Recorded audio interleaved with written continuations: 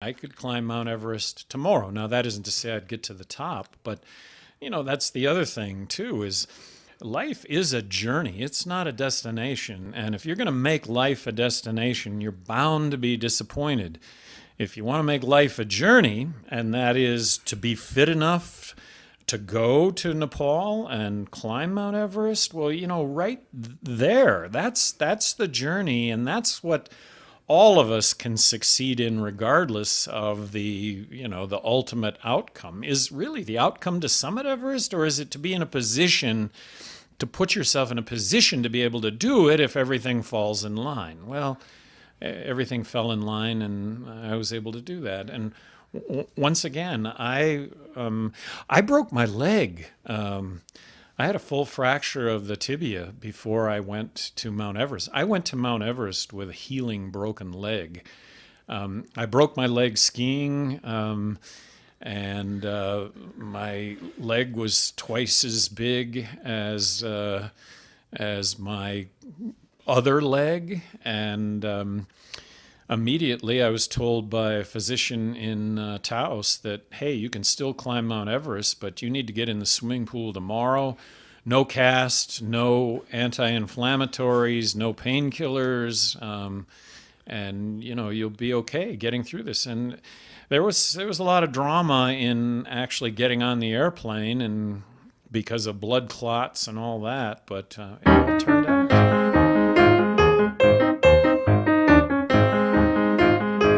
Hi, everybody. I'm very fortunate today to have my good friend on America Talk It Up. And this is our episode number 11. And I want to tell you, Gary, now I've known you since, I guess, the ninth grade. I mean, since we're in junior high. Since high school, Yeah. actually, and you were the heart of the football team, Marty. I've been proud of you, and I've always said, you put together a football team, everybody's a Marty Watts. You're never going to lose. Well, our class, I was thinking about, we graduated in the class of 71 at Sandia High School. Our class song, We Only Just Begun by the Carpenters. Remember that? I don't remember that, but it was the largest graduating class in the history of New Mexico. 1,153 Yeah. graduates. And the reason why I brought that song up, because your life kind of started after high school. We only just begun, yeah, like the Carpenters. And your life story has been an incredible story. Of all the people that went to high school with me, you're one of the most successful people. By the way, in that class, we had a lot of successful people. Oh, yes, yes. I mean, I don't know how many people, I think we had over 65% of the people went to college. We had the largest level of merit scholars, and and I don't know how many people that went on as entrepreneurs and started their own business. Well, I think you're right, and it was a fun experience. It really was, looking back on it. And yeah, And it started with just being respectful to everybody else, and that everybody was respectful, ourselves. There was a mutual respect, and never bullied, never made fun of people, and I don't know. It was a good time. yeah, and we got along with everybody. But today what we're going to talk about, your story about climbing Mount Everest, and of course, you said at that time when you climbed it, maybe 1,500 people climbed it at that time. At that time, I think there were 1,500 that had climbed Mount Everest, yes. And since then, of course, a lot more. But, it's the highest mountain in the world. And I've told this to many, many people, that there are never going to be fewer people that are going to want to climb Mount Everest because it's the highest mountain in the world. And so the demand to get to the top is going to increase, not decrease. And when I came up with this subject, I was watching Netflix about 3 weeks ago, and there's a movie drama of Edmund Hillary, the first guy. Now he's Sir Edmund Hillary, and they did a movie on him, or a drama with actors, him climbing Mount Everest, his quest to get there. And every time I was watching this thing, and every 10 minutes, I thought about you, Well, and what your quest was. Well, and interestingly, I was there in 2003, which was the 50th anniversary. So there was a spike in people being there because of the 50th anniversary, and got to know that story pretty well. Edmund Hillary and Tenzing Norgay. And to this day, they've never said who actually stepped on the summit first. They've kept it to themselves, and I like that. The fact that both of them did. I had guys I played rugby against, and I played with them from Wellington, New Zealand, and they actually knew the man himself. That's where he's from, and they told me these great stories about him. So he's always fascinating. And what you did is incredible feat. And tell us what you had to do to get ready for that climb. Didn't you climb other mountains around the world? Well, I read The Seven Summits by Dick Bass. This was in the 80s, and it was kind of inspirational from the standpoint of, wow, wouldn't this be a great way to see the planet? To climb, the highest mountain on each of the seven continents. Now, I will tell you, Marty, I oftentimes I hear people say, "Hey, you conquered Mount Everest, or you conquered the seven summits." I have not conquered one single mountain. A lot of good grace being able to get to the top of each of the seven summits, on each of the seven continents, but just a lot of good grace, good luck from the standpoint of having summited the first time, going on every one of those adventures. And Everest was the second of the seven for me. So I had myself and a couple of buddies. We went and did McKinley in 1993. And the idea was that we were going to go on and do the other six if we were successful on McKinley. And I went on and did the other six. I think it has been a great way to see the planet. I'm not finished seeing the planet, but really, what a thrill to have been able to do that. So, what fitness level you have to be on? I was reading something. Some people have to train 6 to 10 months just to even get ready, right? Well, I've been asked that a lot, and I could climb Mount Everest tomorrow. I made a decision in 1987. I mean, it was kind of transformational, just to be as fit as I could possibly be every single day of my life. And as I sit here right now, I could climb Mount Everest tomorrow. Now, that isn't to say I'd get to the top, but that's the other thing too, is life is a journey. It's not a destination. And if you're going to make life a destination, you're bound to be disappointed. If you want to make life a journey, and that is to be fit enough to go to Nepal and climb Mount Everest, well, right there, that's the journey, and that's what all of us can succeed in, regardless of the ultimate outcome. Is really the outcome to summit Everest, or is it to be in a position to put yourself in a position to be able to do it if everything falls in line? Well, everything fell in line, and I was able to do that. And once again, I broke my leg. I had a full fracture of the tibia before I went to Mount Everest. I went to Mount Everest with a healing broken leg. I broke my leg skiing, and my leg was twice as big as my other leg, and immediately I was told by a physician in Taos that, hey, you can still climb Mount Everest, but you need to get in the swimming pool tomorrow. No cast, no anti-inflammatories, no painkillers, and you'll be okay getting through this. And there was a lot of drama in actually getting on the airplane, and because of blood clots and all that, but it all turned out. So, what price did you pay? Somebody said you had a frostbitten toe or something. Did you go through any extreme pain to get up to the top? I have frostbite on my left foot, and it has, in retrospect, it has everything to do with the fact that I'd broken my leg and there was a lack of circulation in my leg. But I was not getting to the top thinking, hey, I got frostbite. I thought that the cold in my feet were within the bounds of cold, being a skier. And it turns out I got back to high camp after having summited, and I took off. First thing I did, I took off my boots, and all my toes were white, sheet white. Wow. And in 15 minutes, I watched them turn to black. Wow. Now, I did lose a bit of my big toe. It's a common diabetic procedure because of lack of circulation in the toe. But once again, it was not a, gee, I'm getting frostbite, but I'm going to get to the top. No, when you came back down. yeah, it was a surprise. So I read the day that the fastest somebody's climbed the summit from the base camp, 8 hours and 10 minutes. How long did it take you to get up there? Well, it's so we did the standard acclimatization thing. We went up and down the mountain 7 times, and we ended up. The plan was to actually do it. It was actually 6 times up and down the mountain 6 times. The plan was to do it in 5 times. So we were acclimatizing. It was just textbook acclimatization. If right now you and I went to the top of Mount Everest, 29,035 feet, we would pass out and we'd be dead within 35 minutes because, that's like opening the doors on the airplane. But when we got to the top of Mount Everest, we took off our oxygen and we had our oxygen off for 45 minutes. And a little story here is we took off. There's no issue getting to the top. I mean, there was no, gee, I can't go another step.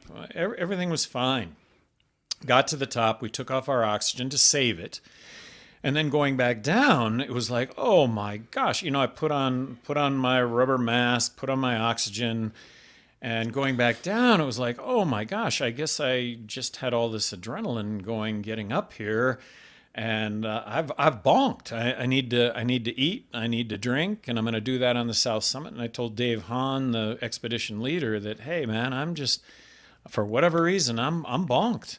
Anyway, 2.5 hours later, we get to the South Summit, and I'm eating and drinking, and Dave goes by me, and he goes, Gary, your oxygen has been turned off for 2.5 hours, and you've been breathing through a rubber mask.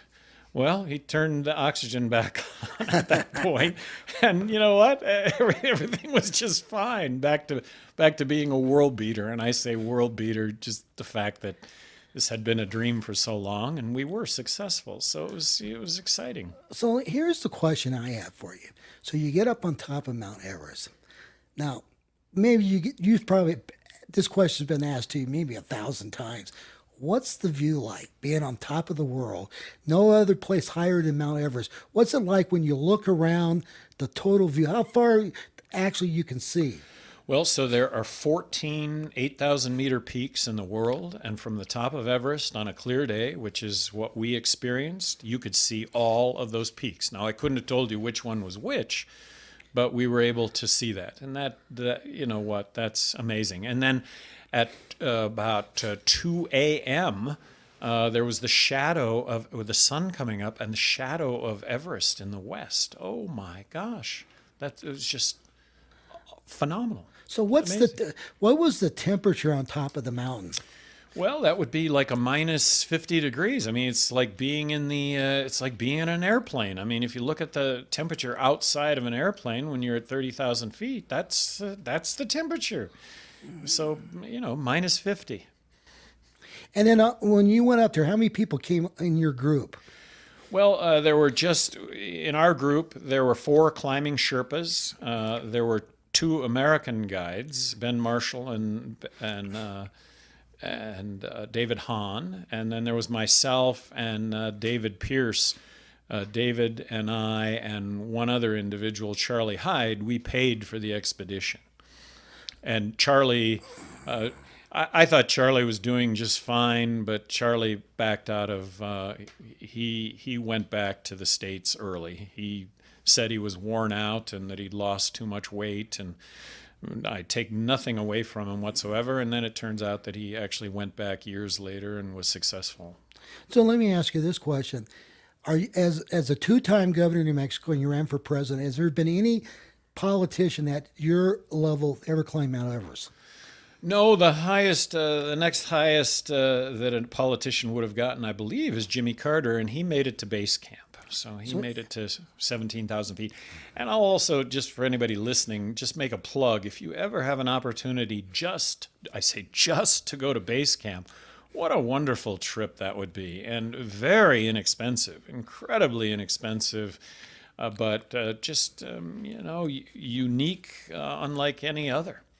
So we're about to wrap up. How much time we have left for this segment? About 1 minute. We're gonna continue talking about Mount Everest. We're gonna take a break for a commercial, but I was gonna say I noticed when I was looking at the average cost to go up there. If you pay somebody, it was between 6,000 and 8,000. But I read somebody paid 130,000 to go up there. Well, that's about what it cost me.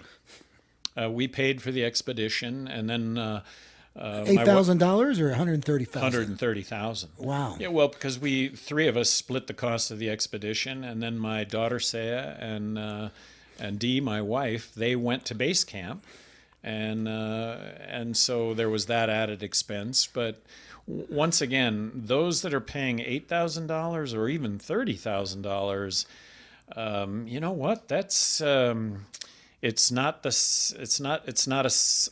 perhaps it's not a safe experience. I'll just say that. Not that there aren't those that are successful with that kind of arrangement, but this was underwriting the cost of the entire expedition, and this was that's what it cost. And and I did read there's 200 dead bodies up on the trail up there on that mountain that they've never been able to treat the bodies. Well, it's a little misleading because, you go up the Khumbu Icefall, which is the first part of the climb. And for those that died in the Khumbu Icefall, the Khumbu Icefall statistically goes downhill at the rate of about 8 inches a day. So if you do the math on that, if you go back 50 years, there are dead climbers that are being spit out of the bottom of the icefall, completely crushed. I mean, it is human remains, and we saw a few of those places where there were human remains, but you know what? Crushed, because 30 years to be able to 30, 40 years traveling, a mile and a half at the bottom of the ice. So it's not 200 people that are dead on Everest, and then bodies that we did see. They're there one day, they're not there the next. People wonder, well, why don't you go up there and get the bodies? Why haven't, the Nepalese authorities gone up and gotten the bodies? Well, they're there one day, they're not there the next, and it's really complex. When you start the climb, you have to sign a statement. Number one, if you die, would you like to be shipped back to the United States? That's going to cost you 25 grand. Would you like to be taken back to Kathmandu and have a nice ceremony in Nepal? That was like 15 grand. Or would you like your body dumped in a crevasse and a few nice words said, no cost? Need I tell you? And I thought it was a joke. I wasn't going to even fill out the form. I mean, to me, that was bad juju, but you had to fill out the form to climb, and I don't need to tell you which one I chose. Okay. Throw me in a crevasse, say a few nice words. So we're going to break for the next segment. This is good stuff, Gary. This is great stuff.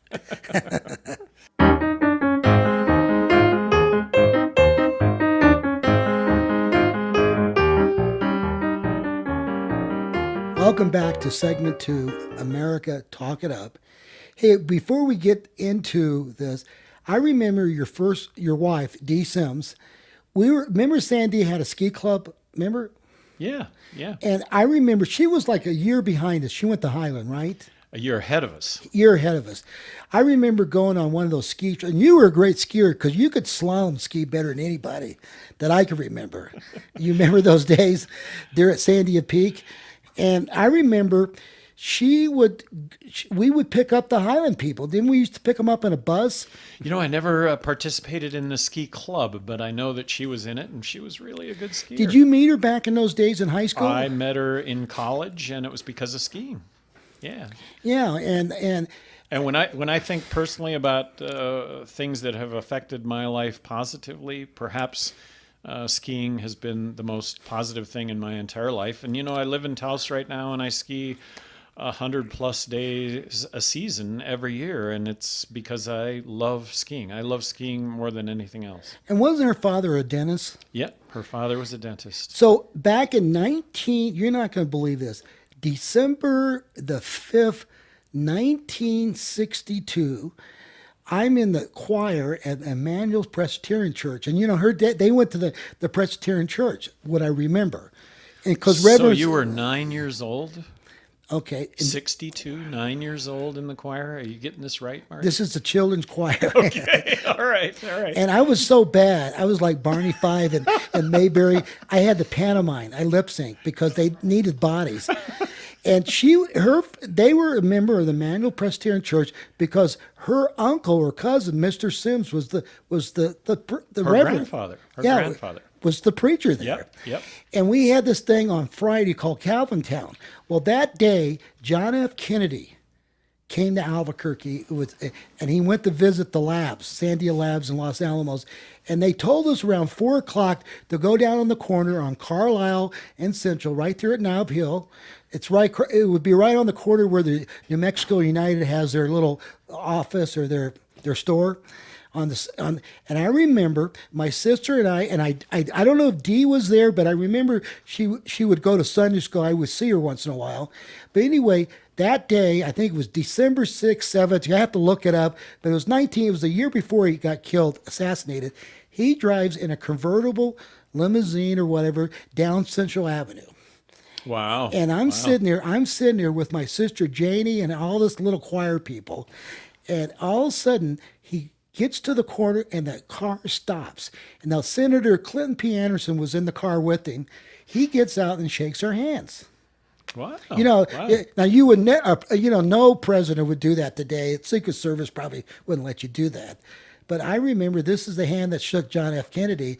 And then a year later, he gets assassinated. Oh, boy. And that was his last time he came to Albuquerque. And I remember your wife was around, and of course that was her grandfather as the minister there. Yep. So getting that story in, and let's get back to the climbing, but it's an interesting story how a president changed what his life did. Assassination really changed this country. Well, all of us remember that we're alive. We all remember where we were when we heard that. We were all in the 5th grade. You and I were in the 5th grade at the time. Yep.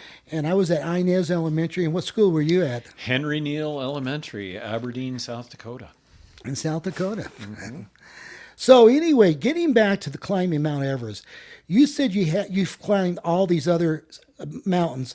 Which one was the second hardest besides Mount Everest? Well, let's just have a little quiz here, Marty. What are the 7 summits? All right, there's Everest, which is Asia. Okay, there's Mount McKinley. I know about that. Yep, that's North America. Mount Kilimanjaro. I know the Kilimanjaro, one. Africa. Good job.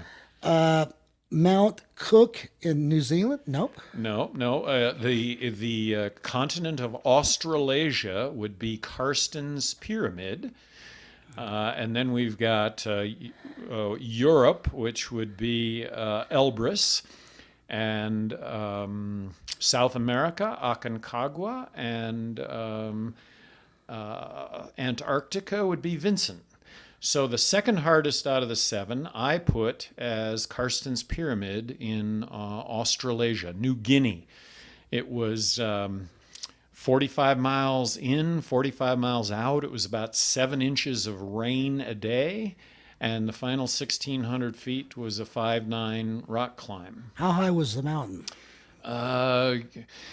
About 18,000 feet. Now I would have said South America. Aconcagua was the second highest, but actually it was just a How hike. How high is that mountain in South America? About 23,800. And what's the highest mountain in Europe? Elbrus, which is in Russia, and it was 19,000 feet.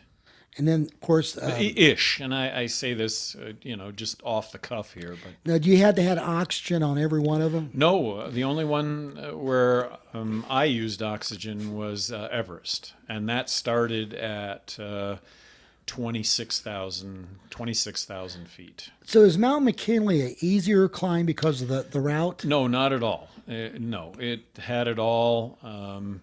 And I would put that as number 3 difficulty out of the 7. And McKinley, Denali in Alaska, is the highest mountain in the world from sea level. So basically, Denali starts at sea level. relief. That's the relief number. So the highest mountain in the world relative to where it starts and where it gets to the top is Denali. Now, what about that mountain in Hawaii where half of the mountain's below the water? Well, that would be the highest mountain in the world. I don't know if it's Hawaii, but the highest mountain in the world, I think, might be completely submerged. But yes, there are really big mountains Below the under the water. Wow. And what about the climb in Africa, Mount Kilimanjaro? Is that Well, we did it as a family, and it was really a lot of fun. It was really congested, and I don't mind the congestion at all because, once again, the highest mountain on each continent is a draw, and people want to go and do the highest mountain on any given continent. I take nothing away from anybody, but I will tell you on Kilimanjaro, I remember, okay, I've gotta take a crap, all right? And I'm gonna go beyond that over hill, over dale to take my crap. And I get over there and I see that, oh, gee, 500 other people had the same destination. So, and they're cleaning it up, but there was that issue. Kilimanjaro, it was like a conveyor belt. You got in your queue, and it was hundreds and hundreds of people going up and down, and you just took your spot and you climbed up and you came back down. so? The New Guinea mountain was 18,000 feet, Thereabouts, yeah. and so 19,000, yeah. and you had to go into the jungle and the Yes, rain. through And the stuff. jungle. There were Did there you have to have machetes? there were machetes in our group clearing the path, but there were mudslides on Karsten's Pyramid, like everywhere else, were snowslides, avalanche. Wow. Yeah, crazy. So the mountain in Russia, you had to go and get a visa for For Russia, yes. passport for Russia. Yes. Was that hard to get? Yeah, and you had to lie. I mean, it was a given that you had to not tell the truth. You can't go to Russia at that time, and for me that was 2005. You couldn't go to Russia for recreation. You had to go there, and you had to lie on your visa. But everybody lied because if you didn't, then you wouldn't get your visa to go over there, which is kind of crazy. So And then I had to go. Yeah, go ahead. I had to relieve myself in the parking lot, and I said to the guide, "Is it okay if I go over here and take a piss?" And he goes, "No, no. You've got 20 eyes on you right now, and if you take a piss over there, there'll probably be $1,000 fine, and we might go to jail." wow. Wow. So besides the money you budgeted for Mount Everest, what was the second most expensive trip? Well, the most expensive trip on a per day basis was Antarctica. That was expensive. The logistics of getting on the continent, and that was on the Russian Aleutian transport jet, which is the largest jet in the world. And So how did you get it? Did you fly into Antarctica? flew into Antarctica, into Glacier Bay. And then from Glacier Bay, we shuttled on a smaller aircraft to get within about 12 miles of the summit.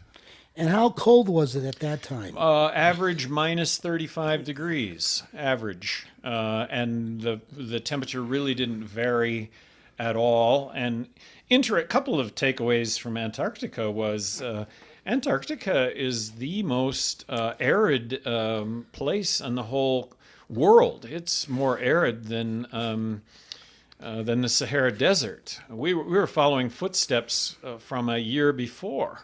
There's virtually no precipitation on Antarctica. There's no wildlife on. The only wildlife in Antarctica is in the coastal areas where you're up against water. Well, we weren't anywhere near water, and so it was interesting. Now, how high is that mountain in Antarctica? That was like 17,000 feet. That's the lowest of the. How long did it take you to climb that? Well, so it was about 8 days up and down back to where.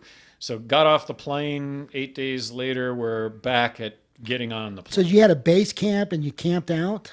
We had a base, but the entire camp moved. So we were we had all of our stuff, and yes, we did leave base camp stuff that we picked up on the way back down. So that was pretty expensive logistics just to It was go about there. $45,000 to go there for 21 days, I think. So did your wife go with you on that one? No, that well, no. Once again, it's just so expensive that that So it was just a lot of money. I I took a shower every chance I got because I figured the shower itself was probably about $2,000 a shower.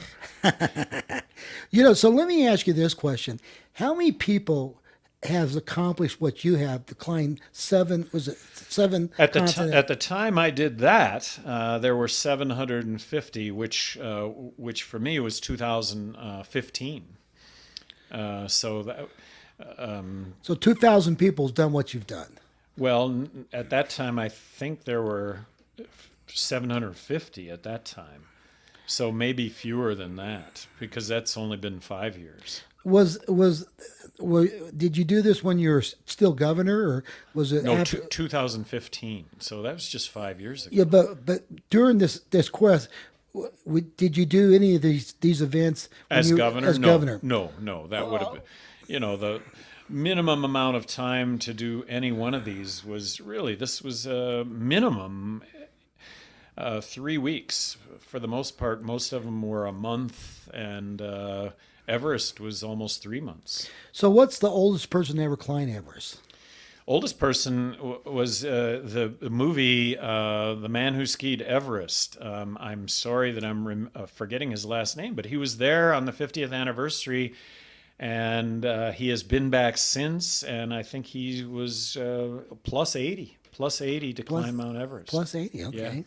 And boy, talk about he's a hero in Japan, and what they've done, what he has done is I told you we went up and down the mountain 6 times.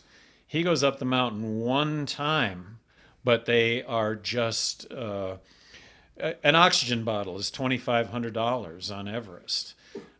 So he's on oxygen from the very start, and he's put together an expedition where he goes up, they stay, he sucks oxygen, out of the bottle for days and days and days and days, and makes one push.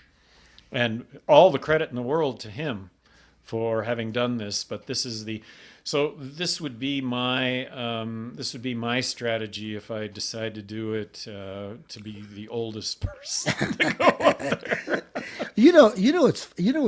What's funny about this whole thing is that, do you guys ever have reunions? You have reunions of people that have done this before? There's a Seven Summit Society, and there's a reunion that goes along with that, but I have not joined the society. This is not, but there's a real camaraderie for anyone who has attempted any of these mountains, and so I get to participate in a lot of conversations with people who have done some of these mountains. I don't know of anybody else personally that has done the Seven Summits. From the state of New Mexico. Actually, I take that back. I mean, well, from the state of New Mexico, or period. When I did Antarctica, there was a member of our group who this was his 7th out of the 7. I think everybody saves Antarctica till the last because it is so expensive. So how many people from New Mexico has ever climbed Mount Everest from this state? Oh, I'm sure there's several, but I don't have that number. All right. But I'm sure there are several, and I know of a few. Hey, listen, we're going to get back to segment 3. I'm going to bring in our other co-host, Ed Nunes. We're going to have some other questions. We're going to talk about what's going on in the world. But, God, man, this story about Mount Everest, we got to have you back for more. This is incredible stuff. Well, and once again, you're talking to somebody who didn't conquer any of these mountains. Okay. Okay, just back to the journey, not the destination, and that is life. And And we've talked before on air about the Continental Divide mountain bike race. This Yeah. would have been the fourth year in a row that I would have done that. And we can, But we're going to go back. We're going to come back. Let's talk about that in the next segment because I think that's a great story. People don't know about this race. well, they don't know about the race, and I equate the Continental Divide mountain bike race with the cumulative effort for all of these summits. So we'll talk about that. We're going to bring in my co-host Ed Nunes on this next segment. Boy, I'm having a great time with you, Gary. I'm glad you came down. Always, thank you, Mark. Okay.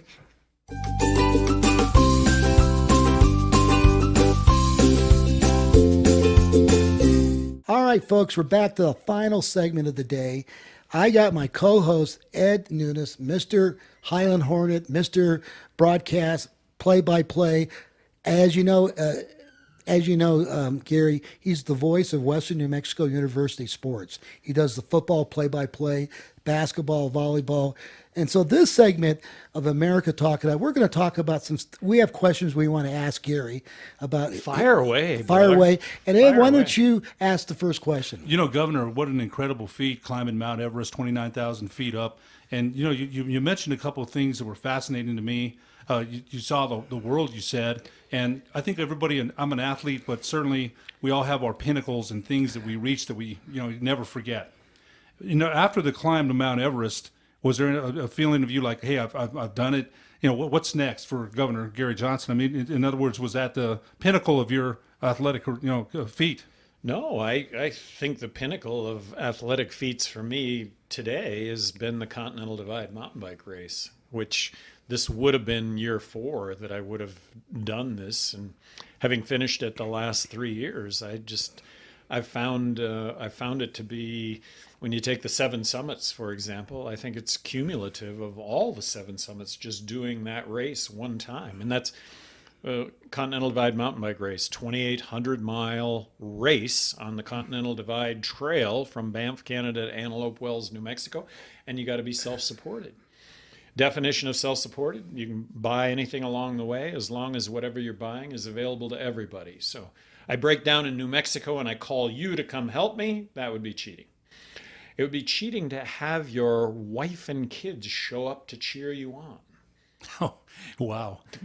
So I had Gary, before he did this race last year, I had him on my radio show on FM Sports Saturday on ESPN 101.7 FM. And we talked about that race. But what's important is last year I was able to track Gary every single day. And I get up in the morning to get my cup of coffee. And the first thing I did, I went to my iPhone and I started tracking, oh, Gary's in Montana right now. And then there was one place you get over the border and your bike breaks down for 2 or 3 days, right? Yeah, for 49 hours I was broken down last year. So, and these things happen. So, it's just part of the process. And once again, back to life is a journey and it's not a destination. And hey, best of plans go awry. So you would go to about 125 miles a day?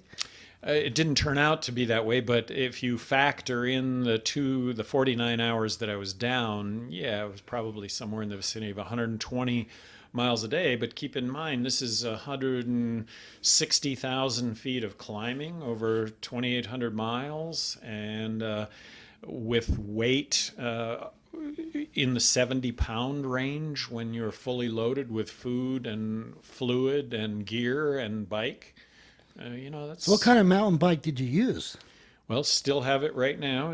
I modified it again for this year, but on a Trek fat bike that I've downsized the wheels. And anyway, I've gotten the weight down now, the maximum weight down to somewhere around 58 pounds. So what was the biggest mountain range you had to go through on that bike?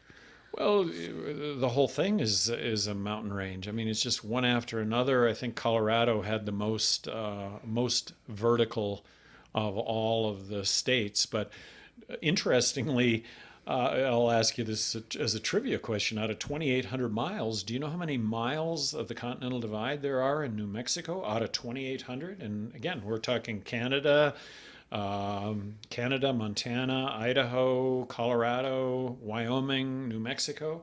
In New Mexico, 650 of those 2,800 miles, because it's just a snake through New Mexico. But when you get to New Mexico, that's when it gets the hottest. The heat comes into factor, right? The heat. Well, the heat can be a factor anywhere. The mud is really a factor in that, in a big way. And yeah, heat in New Mexico.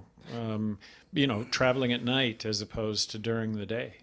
So he spent a lot of time in Silver City as the voice of Western New Mexico University. So you had to go through Silver City on that ride. Yeah, so through what was Silver it like City. from Silver City to the border of Mexico at Antelope Wells? Well, interestingly, it's with the exception of going the first 30 miles going south out of Silver City, it's pretty much downhill. It's just this really pleasant ride all the way to the border. And then when you get down to the freeway, it's pavement the last 75 miles. Anyway, very pleasant. Just a big surprise. Once again, 30 miles south of Silver City, kind of uphill, but then mostly downhill. It's just gentle downhill. So you went through Pie Town, New Mexico, Went right? through Pie Town, New Mexico. I just read a story there. The woman that made pies there, she just closed it down. Oh, shoot. And remember the pies there in yeah, Pie the Town? pie- And it just, Ed, it just broke my heart. That is like a New Mexico tradition, No, right? gosh, how long have we heard of Pie Town? But Governor, I wanted to ask you this. You said in 1987, you made a commitment to physical fitness. We were talking about Jack LaLanne, who I think when he was young had sugar, and then he swore it off for the rest of his life. Jack LaLanne lived till 96 years old and lived a life of fitness. When you changed in 1987, you said, I'm going to live the rest of my life being the fittest person I can be. What was the motivation for that? Jack LaLanne had it. He just had too much sugar one time, and that changed his whole life. What was your motivation there? Well, I did this analysis of my life, and I did this analysis of what were the 10 worst times in my life and what were the 10 best times in my life. And I'm not talking about a single occurrence or a single day, but just a period of time where, gee, that was really a shitty time in my life, or that was really a wonderful time in my life. Well, I came up with a couple of constants. The bad times involved alcohol. And I was never an alcoholic, right? But just drinking alcohol, it was a handicap for me. And I'm not, Yeah. I don't want to say this about anybody else, but for me personally. So I gave up drinking. In 1987, I quit drinking. And then at that same time, during that same analysis, well, gee, the best times of my life had to do when I was as fit as I could possibly be. So why don't I not have another drink the rest of my life? And why don't I be as fit as I can possibly be every day of my life with what I have remaining? I'll tell you, some people, Governor, would do that, right, and live a fitter life. What you've done is incredible as far as, running the triathlons, the Ironman triathlons that you've done, and Mount Everest. There's so many things when I think about it. But I think what I wanted to ask you is, what time of year did you make the climb? Is there a better time to climb Mount Everest than others? What time of year did you make that climb? There is only one time, and now there are two, Ed, and I can't tell you what the second period is, but you have to get a permit to do Everest from the government of Nepal, and the permits expire May 31st, and we summited May 30th. We were right up against the permit expiration. And another thing about Everest when we did it is on the 30th or on the 29th, we were resigned to the fact that we were not going to be able to summit Everest because of 100-mile-an-hour winds. We were at high camp, 70-mile-an-hour winds, and that was the prognosis. And at noon on the 29th, it went totally calm. And we left that evening at 10 o'clock p.m. to summit 7 a.m. the next morning. And how many hours did it take you to get up there? Well, in this case, it would have been from 10 p.m. till 7 a.m., so that would have been about 9 hours. And the record is 8 hours and 10 minutes.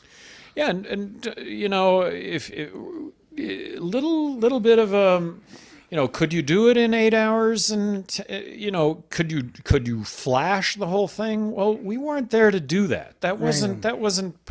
This had nothing to do. This wasn't a race. This was Survival. Well, this was, give ourselves give ourselves the best opportunity that we possibly could to get to the top. I remember saying to Dave Hahn, Dave, I can carry weight. I can carry 35 pounds, 40 pounds up the mountain as opposed to a Sherpa carrying it. And he goes, Gary, we've designed this whole thing around potentially getting to the top. And so let them do their jobs. This is what they're getting paid for. And give yourself the best opportunity that you can, even though, yes, I know that you could carry that weight. Governor, I want to ask you this too. When you talk about making that climb and you made it, how many people climbed up with you, and are you in a row? In other words, you have to trust people, ropes, what kind of equipment? And again, you said 130,000 that you spent on the expedition, but I think a lot of people would want to know. In my mind, I'm kind of wondering, how did you make the climb? Was it one guy at a time, or in other words? How did that work? Is there ropes attached to people and the safety and the whole thing? Well, yeah, the fixed rope. There's fixed rope on most of these mountains now, and your obligation to the notion of hooking into a fixed rope with your Jumar is if there's a rope that's rotten, if there's a rope that's not good, you replace it. As your expedition, you replace it. And I knew we had serious firepower when there were 500 people at the base camp of Everest to climb Everest, in 2003.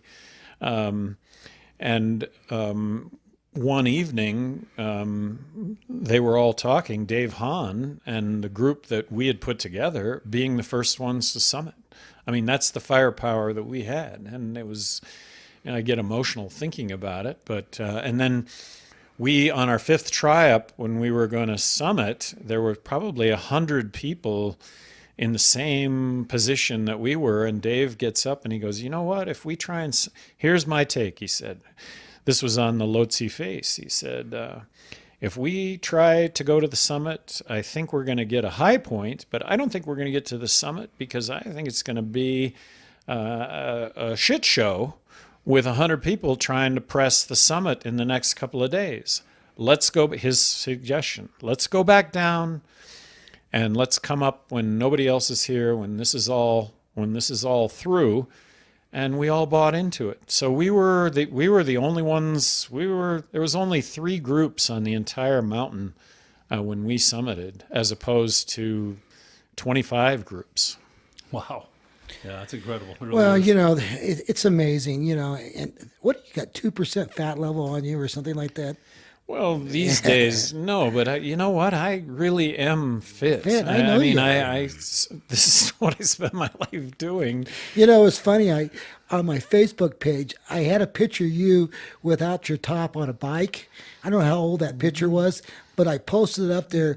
I got more people hitting yes, they favor that than anything I ever posted on Facebook. You're on a bike with half your shirt off. You look like triathlon. Triathlon, yeah. So I know when things are boring on Facebook, put Gary Johnson up there. Governor, I want to switch gears a little bit, Marty. I hope you don't mind. Yeah, sure. I want to ask you a question. In 1980, John Anderson made a solid run as a third-party candidate. Ross Perot in 1992. You ran for president in 2012 and 2016.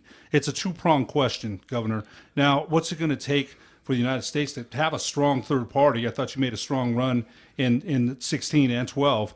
You weren't included in the debates in 16, and that's one of my questions is why you weren't. But what's it going to take first for the United States to get that solid third party? The Democratic and Republican Party are strong. They've got the lobbyists, they've got the money, they've got the power. What's it going to take for the United States to get that solid third party? Well, pretty simple, actually. What they say is that you have to be 15% in the polls to be in the presidential debates. I don't have an issue whatsoever with being at 15% in the polls. But Ed, if you are not in 99% of the polls that are conducted, then you're never going to get at 15%. And shouldn't you be in the polls if you're on the ballot in all 50 states? And in 2012 and 2016, there were 3 candidates on the ballot in 2012 and 2016 that were on the ballot in all 50 states. And I was one of those. Shouldn't you, based on that alone, this is no small task getting on the ballot in all 50 states. It's a lot of money. It's a lot of volunteer time. It's a lot of effort. And that in and of itself, I think, speaks to the fact that if you can be elected president of the United States, shouldn't you be in every single poll? Shouldn't there be a requirement that you be in every single poll? Well, there's not. And that's it in a nutshell. If I'd have been in every single poll that would have been conducted, there would have been a big question, well, who is Gary Johnson? And that really didn't happen. I can't tell you how many people I know that got a call from a pollster that said, I'm voting for Gary Johnson. And the pollster said, well, he's not an option. Yeah. And maybe you've heard that same story. No, you know what? And I think that makes a lot of sense to a lot of people because you're right. And polls are they sometimes they want to just know Hillary Clinton or Donald Trump. And if you mention the third party, like you said, oh, he's not in the race. He's not even right. Makes He's not an option. Yeah. So I'll just put down undecided. No, Gary Johnson. This is my partner Kate Prusak. I mean, she got the call. She says, anyway, that is unfair. And you know what my question is, Ed, and you and I talked about that. How would the debate would have been different if he would have been in the debate? Because they would have been able to talk some subject. You couldn't get some of these dialogue going between those two people. They seemed like they were yelling at each other, right, Ed? And can you imagine if Gary was in that debate, the dialogue we would have had on a debate? Well, the issues we could have talked about? I'm not saying it would have been successful, but it's the make or break when it comes to the camp. If you're not in the debate, you're not a candidate. At that time, you were talked about legalization of marijuana. You talked about that, and I think that would have been something that would have been very interesting to bring up with Senator Clinton and Donald Trump at that time. No, not President Trump now, but it would have been interesting to see that debate. Well, and having been a governor for 8 years, and people ask me all the time, what do you view as the biggest success of having been governor? And my answer is that, you know what, we took it all on. We did a really good job just across the board. The whole notion of Mr. Smith goes to Washington. Hey, here's the bill. It doesn't matter if it's Democrat or Republican. Is it going to actually benefit New Mexicans? And what's it going to cost? And is it actually going to provide the benefit to go along with the expenditure? But that seems to be lacking when it comes to Democrats and Republicans. They're just black and white, and life isn't black and white. And yet we live in America, and we're governed. We're not a democracy. We're a republic, and people don't realize that. In a democracy, the demise of a democracy is that everybody votes themselves a raise, and you can't afford that. In a republic, it's a country that's governed by laws, and we are a republic, and our laws is the Constitution of the United States. So, Gary, what's your opinion? I saw this on CNN and Fox and some other stations that Joe Biden might not even debate Trump. You think that would be a mistake if there wasn't a debate? Because Americans expect a debate of some sort. Am I right? Well, yes. There needs to be debates, and that oftentimes is pivotal. I point out all the time that when I ran for governor the second time, I debated Marty Chavez, 20 times. I think it's a good thing. I think people need to understand what the differences are. And it reminds me, I was reading this thing on Abraham Lincoln, and Ed brought it up in a conversation, Douglas and Lincoln. Stephen Douglas and Abraham Lincoln. 1856, they were running for the United States Senate, and they went. And I lived in Illinois for 12 years, and I would go to these towns where they had little plaques. Douglas, Lincoln debated on this corner, and it made America. And you could say it really defined Abraham Lincoln when he ran for president in 1860, but. The debates are important, and I agree that if you don't have everybody in the picture, you're not getting the whole story. Well, Once again, no problem with 15% to be in the debates, but if you're not in the polls that determine the 15%, how do you stand a chance at getting to 15%? So my question: will there ever be a third party guy ever get elected as president of the United States the way it's set up right now? Yes, but it's money. It is the number one factor in getting elected is money. Donald Trump in 2016 had about 1.8 billion. Hillary Clinton in 2016 had about 1.8 billion. Same amount of money. Bill Weld and Gary Johnson had 12 million. We got 4.5 million votes. Do the math. We kicked ass on that one. Yeah, there's no question about that, Governor. But I got to say, Marty, I don't see a part or point that the Vice President Biden doesn't debate the President Trump. I don't see that. I just don't see it because, again, they've been saying he's been campaigning from his basement, things like that, and we haven't seen a lot of the Vice President. He's starting to come out a little bit more, but I see no scenario at all which he doesn't debate the president. I would agree. I don't see any scenario I'd at all. agree with you. And I hope you're right because I want to see a debate. Everybody does, but I would like to see the libertarian guy there too. I just don't want it two people. Well, and it's not going to happen because I don't know as the libertarian candidate this year is Jo Jorgensen, and you know what, we had 12 million. I'll be surprised if Jo Jorgensen ends up with a couple million. And again, going up against billions, you can't do it. You just can't do it. And you could. So I don't know as the Libertarian Party will be on the ballot in all 50 states this go around. Be enough to be elected president, though. I'm certain of that. So she should be included in the polls, but she won't be at all. Well, we've got to wrap this up. We've got about a minute left. But hey, Gary, it was a pleasure having you here, and we want you to come back on future shows because we can talk about so many things. Well, it's been fun. Thank you. Thank you, Governor. Thank you very much. And I want to tell you this, and I think Ed will tell you the same thing. I'm proud that you represent our state and what you've done to this state, and you go down as one of the best governors we've had. But the thing about you, I've known you since I was in the 9th grade. You've not changed as a person. You're the guy I knew back in junior high. And ditto, Marty. Your heart is as big as it's ever been. You're the best, brother.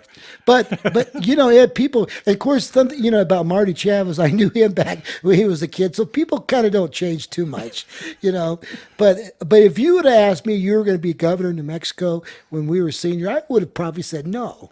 I mean, you didn't even think you would, right? At that time, you had no ambition. At that time, well, of course you have to have ambition. You got to have ambition, but did you really thought you'd be governor? I mean, going back that far, Marty, I knew that at some point I would run for high political office. Once again, if you running for governor, look, it's running for governor. It's not winning governor because that's kind of outside your control. It's Right. kind of outside your control whether or not you're going to actually succeed in that endeavor. But the journey, I knew I was going to partake in that journey, whether that was Congress, U.S. Senate, or governorship. So anyway, it's been a great journal. Like that song, We Just Begun by the Carpenters. What a story. What a ride we've had in our age. And I hope you're right. I hope you become 80-some years old to climb Mount Everest. You'll probably be the guy to do it. I probably won't. I feel fortunate to have done what I've done. And people Right. ask me about other mountains. Now, the Continental Divide mountain bike race, how many years can you end up doing that? I don't know. We'll see. Well, now let me ask you this before we cut this segment off.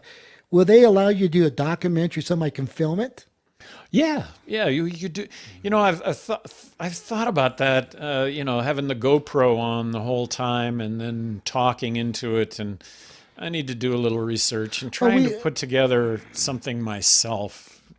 as opposed to anybody else. But try, Well, we trying ought to to do do it we ought myself. to do a story, your story, a documentary. I believe people will watch it. Maybe we do 20 segments, like little segments. Well, and once again, it wouldn't be that anybody would watch it, but it would be that you'd actually put it together and see if that was the case. We'll see what happens. We'll see what happens. Oh, anyway, we've got to go. It's been a pleasure for episode 11. And folks, if you like this type of conversation, if you like it, go up to Facebook and hit the like button, the follow button, but go up to YouTube and hit subscribe because this show is going to get a lot of looks. I think. I really believe so. Okay. Well, we did the show. It's Well, out of we our did. out of our hands. That's right. And Ed, you have any other questions here? No, you know what? Again, Governor, thanks again for coming on. Thank you. Sure to learn a lot about Mount Everest and a whole lot of other things. I'm sure we'd love to have you back for sure. Thank you. All right, folks.